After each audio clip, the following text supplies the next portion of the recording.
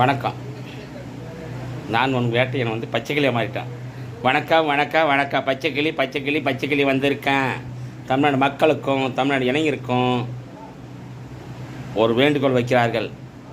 ஏற்கனவே supreme court கர்நாடகாவில் விதிச்சுது, தண்ணீரை கொடுங்க, கர்நாடக தண்ணீரை எங்கள் தமிழ்நாட்டுக்கு கொடுங்கன்னு. அந்த சுப்ரீம் கோர்ட் சொன்னதை கர்நாடகா ஏற்கவில்லை. முன்னாள் ஆனால் தானாக இப்போ மழை பெஞ்சி தண்ணீர் வந்து கர்நாடகா நொம்பி தானாகவே அவங்களே திறந்து விடுறாங்க.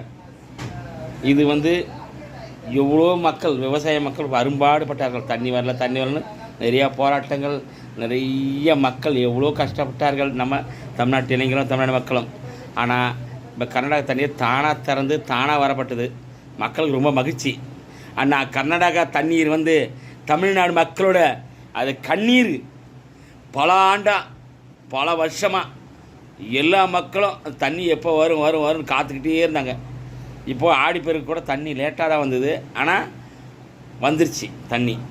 மக்களுக்கு கர்நாடக தண்ணி தமிழ்நாடு மக்களுக்கு வந்துருச்சு. மக்கள் அனைவரும் மகிழ்ச்சி.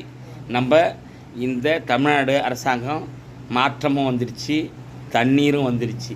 ரொம்ப மகிழ்ச்சியாக இருக்கிறாங்க. மற்ற தமிழ்நாடு இளைஞரும் தமிழ்நாடு மக்களும் இது மகிழ்ச்சியாக தெரிவிக்கிறார்கள். மற்றும் உங்கள் பச்சைக்கிளி. நன்றி, வணக்கம். பச்சைக்கிளியா?